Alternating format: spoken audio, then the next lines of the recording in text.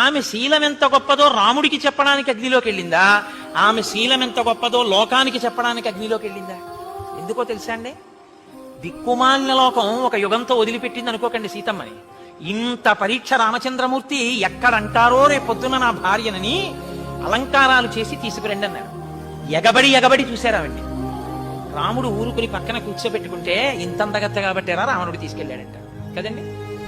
ఈ మాట అంటారని ఇన్ని నెలల తర్వాత భార్యని చూసినా ఆయనకి తెలుసున్నా ఆవిడ ఎటువంటిదో, లేచి కపాలన చేతులు పట్టుకుని ఆవిడ కళ్ళు తుడవాలనున్నా, ఇవాళ నేను ఒక్క 5 నిమిషాలు తొందరపడితే జీవితాంతం నిన్ను లోకమనే మాటలకి నీ మీద నాకున్న ప్రేమ వలన ముందు నేను ఏడవలసి వస్తుంది సీత, నువ్వు అంతఃపురంలో ఉంటావు, ముందు నా చెవి వినపడతాయి. కాబట్టి నీ చారిత్రం ఏమిటో లోకానికి తెలియ చెప్పాలి. అందుకని ఆయన నా కంటికి జబ్బొచ్చింది సీత, నువ్వు దీపశిఖవి అన్నాడు.